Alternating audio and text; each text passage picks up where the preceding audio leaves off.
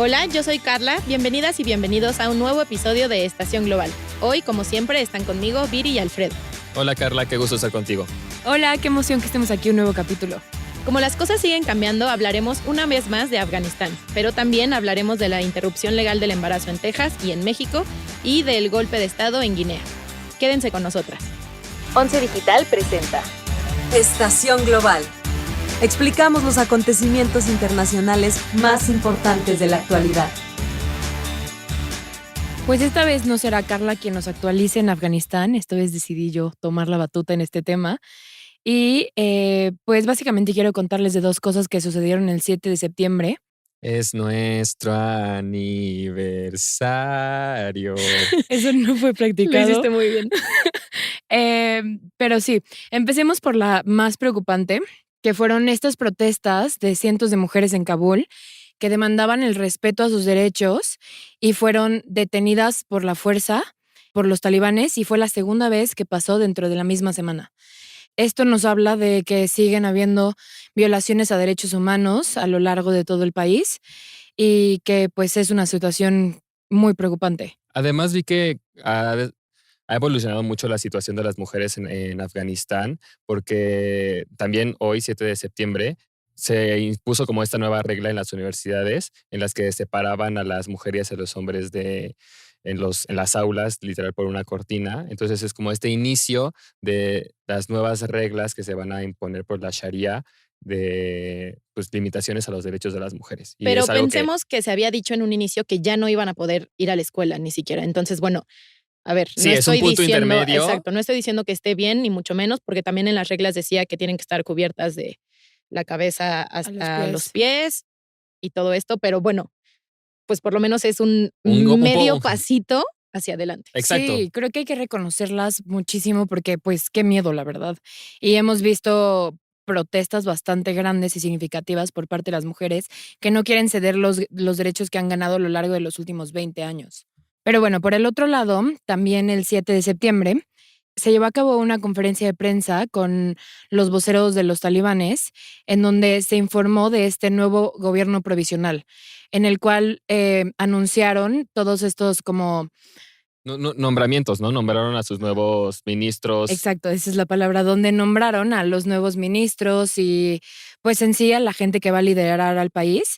Y la primera impresión de esto es que la mayoría de estos nombramientos fueron figuras de alto nivel que se desempeñaron en puestos muy similares en los años 90, es decir, antes de que Estados Unidos entrara al país, lo cual pues nos habla de un conservadurismo enorme dentro de este nuevo gobierno en Afganistán. O sea, no es gente joven que tú podrías decir como traen nuevas ideas o... No, exacto. De hecho, hay como 2 o 3 personas que son nuevos líderes dentro de los talibanes, pero fuera, más allá de ellos, son las mismas personas. Ya.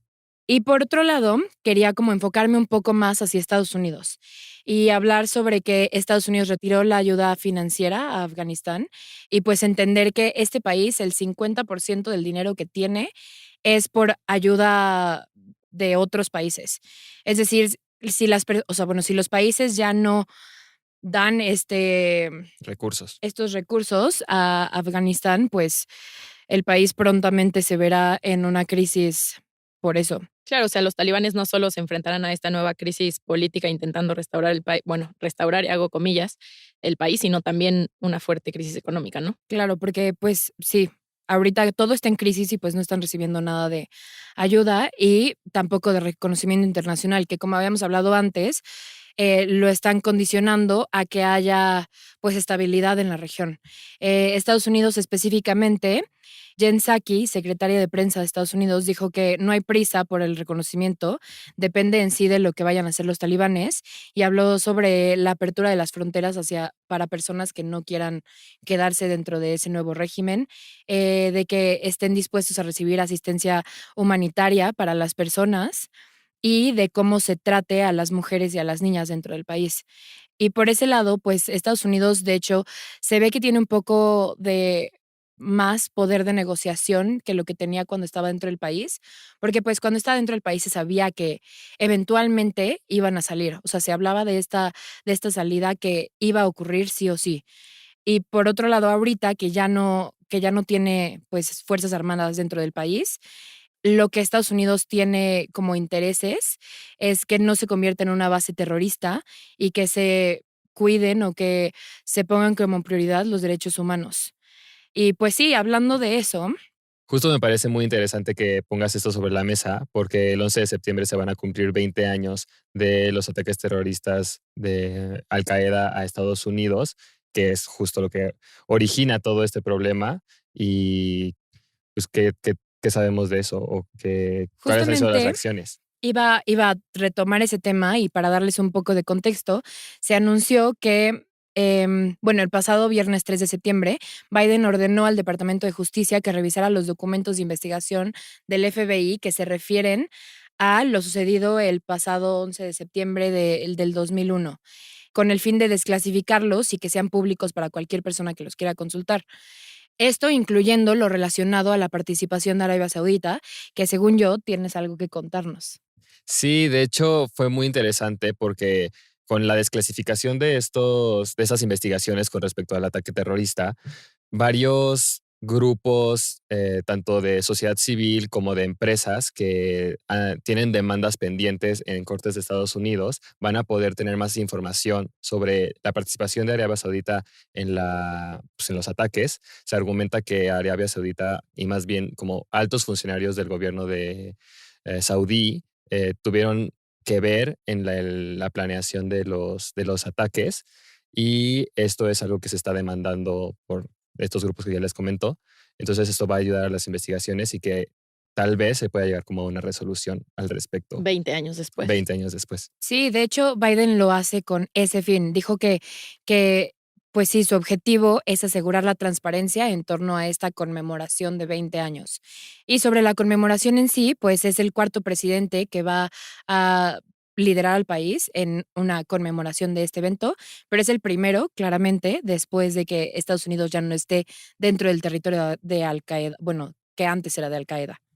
Y la conmemoración se va a llevar a cabo el sábado, que es 11 de septiembre, y Biden básicamente va a visitar los 3 lugares donde cayeron los aviones, que es en Manhattan, en la parte baja de Manhattan, donde se estrellaron los 2 aviones contra las Torres Gemelas, después en Shanksville, que es en Pensilvania, donde se derribó, bueno, internamente el avión, se derribó como sobre un Sí, sobre un sobre un ajá. campo vacío en Pensilvania. Exacto, donde bueno, se supone que iba hacia el Capitolio o hacia la Casa Blanca.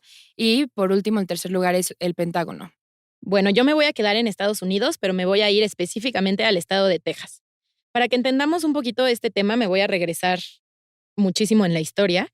El 22 de enero de 1973, la Suprema Corte de Estados Unidos reconoció el derecho de las mujeres de decidir la interrupción de su embarazo si así lo deseaban.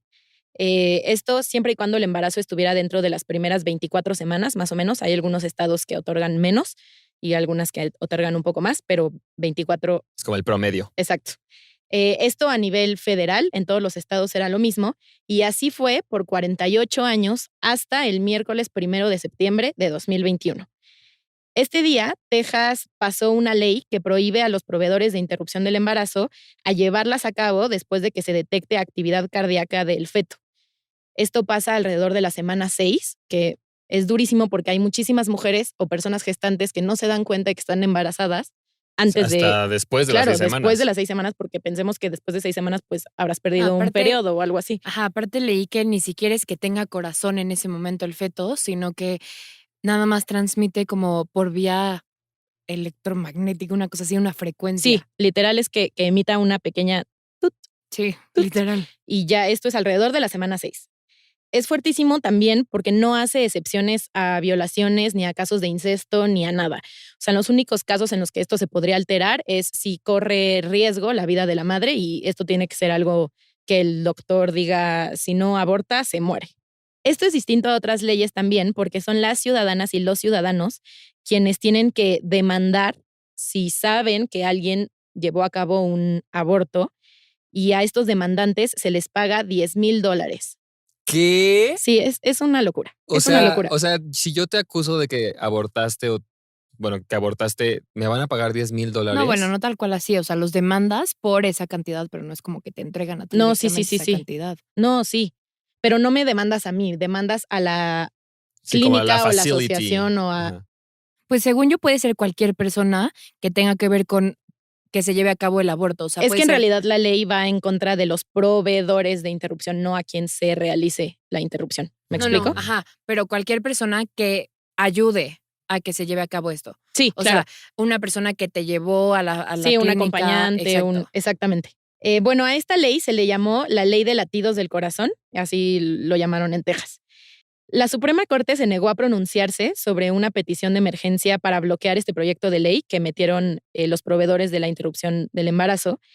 En realidad no se sabe a cuánta gente afectará esta ley, pero en 2020, en tan solo 2020, hubieron 54,000 personas que abortaron en el estado de Texas y el 85% fue después de las 6 semanas.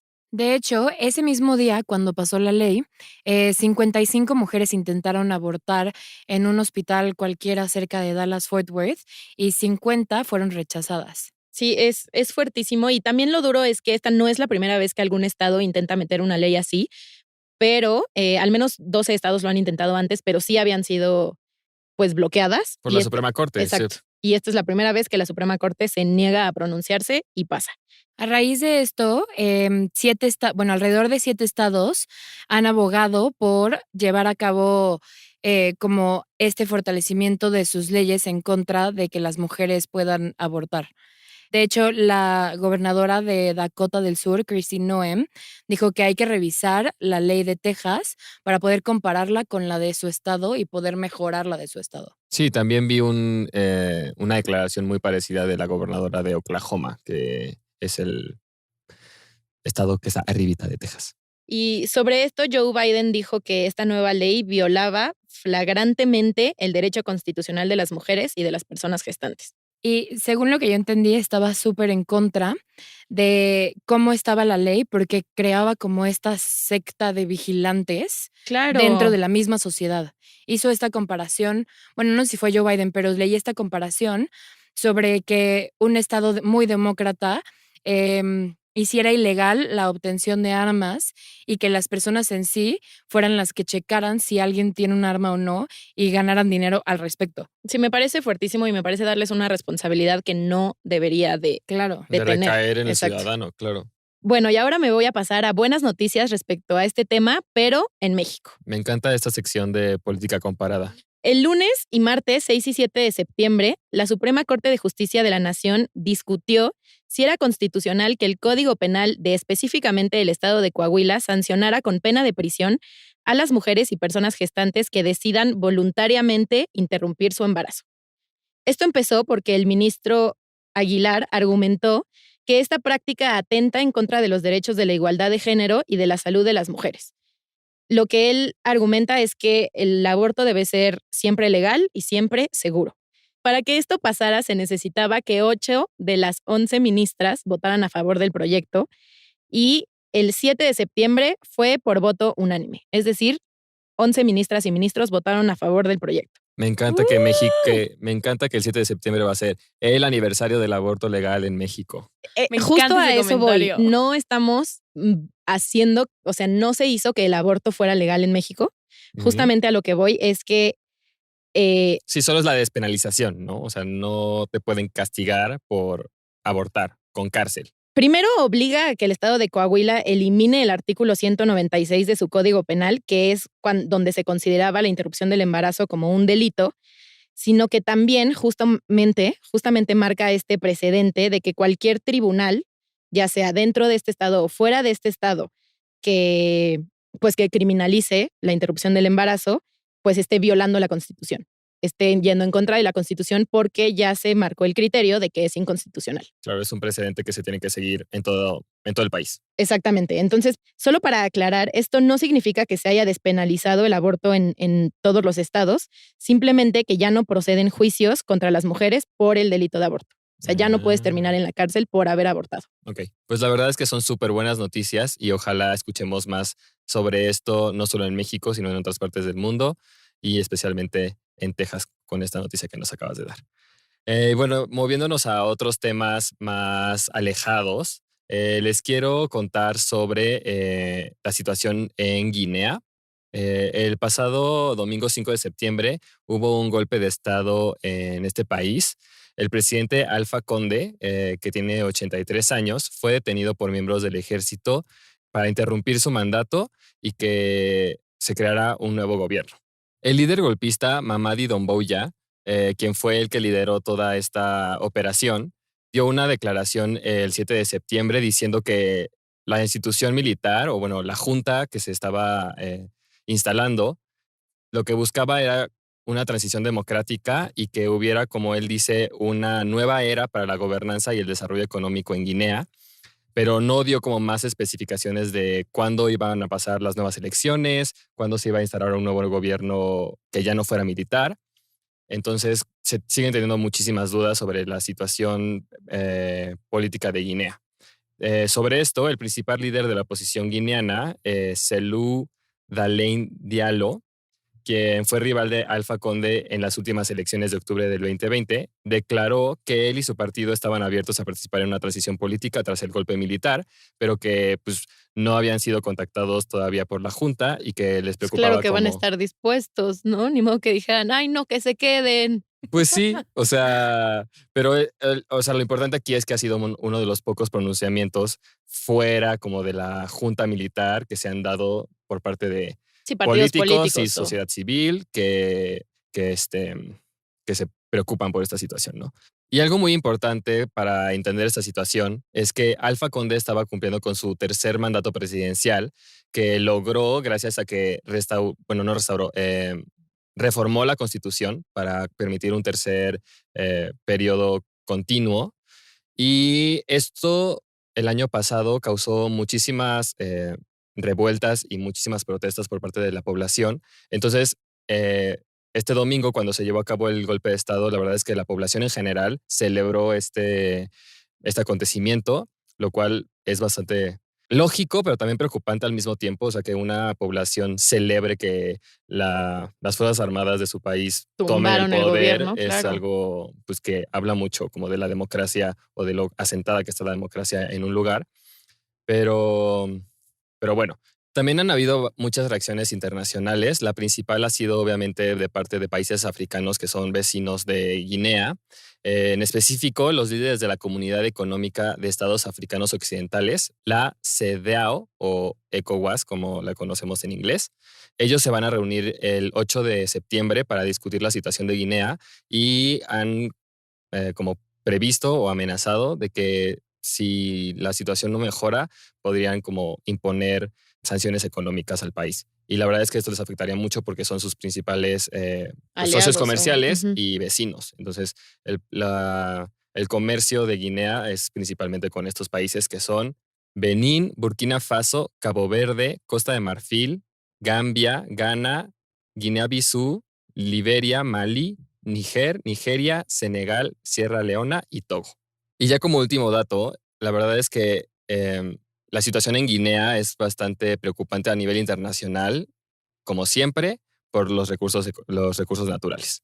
Guinea es el principal productor en el mundo de bauxita, que es el principal componente del aluminio. No, ¿y yo qué es eso? Entonces, es el principal exportador de bauxita en el mundo y entonces esto obviamente la inestabilidad económica y política de este país podría causar una crisis Claro, no le en los conviene a nadie. mercados Ujú. por la inestabilidad que podría causar en el mercado de aluminio. Otra vez Alfredo dejándonos con el ojo cuadrado con noticias que de otra manera no nos hubiéramos enterado.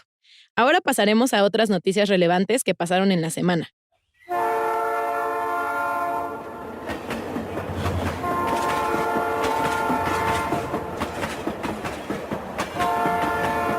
El martes 7 de septiembre, como ya lo habíamos platicado en este podcast, El Salvador adoptó oficialmente el Bitcoin como divisa de curso legal.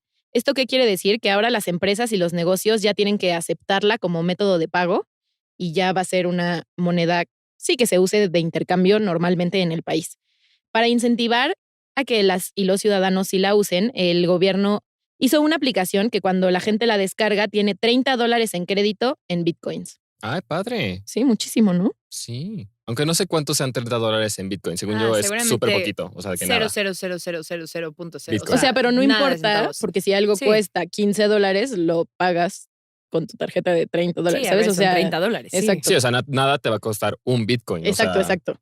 No, no hay es forma. Solo es como muchísimo. intercambio, ajá. Ya.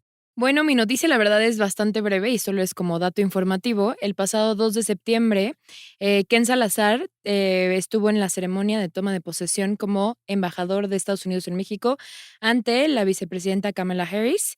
Kenneth Salazar fue secretario del Interior durante el mandato de Obama y antes de eso fue senador de Colorado de 2005 a 2009. Bueno, y ya por último, les quiero hacer la última actualización de los Juegos Paralímpicos de Tokio 2020. El pasado domingo 5 de septiembre se llevó a cabo la ceremonia de clausura y bueno, además de lo padre que estuvo la ceremonia, les quiero dar como este cierre del medallero. La verdad es que México quedó bastante bien, quedamos en el lugar número 20 con 22 medallas en total, 7 de oro, 2 de plata y 13 de bronce. Nos fue ¡Guau! increíble. Sí nos fue muy bien. No ha sido nuestra mejor participación, pero ha sido una muy buena en general. O sea, es impresionante lo que hicieron los atletas paralímpicos mexicanos. Y bueno, para darles más información del medallero, el primer lugar fue China con 207 medallas, 96 oros, 60 platas y 51 bronces.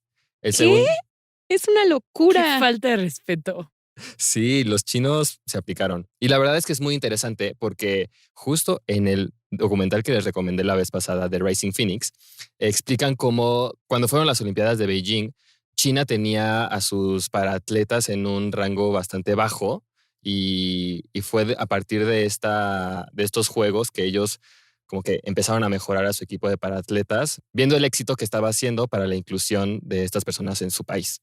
Pues lo hicieron bastante bien, diría yo. Sí, pues ya son los líderes mundiales. En segundo lugar quedó Reino Unido con 124 medallas, 41 oros, 38 platas y 45 bronces. Y en tercer lugar, y aquí es algo como medio una cosa bastante técnica, pero en tercer lugar quedó Estados Unidos con 104 medallas y en cuarto lugar quedó el Comité Olímpico Ruso con 118 medallas. Claro, pero es que si son de oro, valen más Exacto. y O sea, ustedes todo dirán, esto. pues 118 son más que Ujú. 104, pero Estados Unidos ganó más oros que Rusia, que el Comité Olímpico Ruso, perdónenme. Entonces por eso quedó en tercer lugar. Bueno, y hasta aquí llegamos con nuestro episodio de hoy. Muchísimas gracias por acompañarnos y gracias a ustedes por haber estado conmigo. Síganos en nuestras redes como @canal11tv y no se olviden de escucharnos cada semana por Spotify, Apple Podcast, YouTube y iHeartRadio. Hasta la próxima. 11 Digital presentó Estación Global. Las opiniones vertidas en este programa son responsabilidad de quienes las emiten.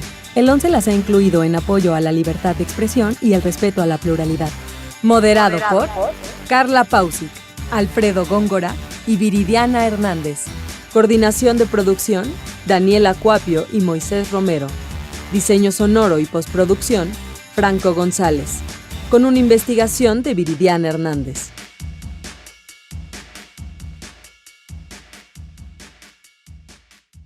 11 Digital va contigo.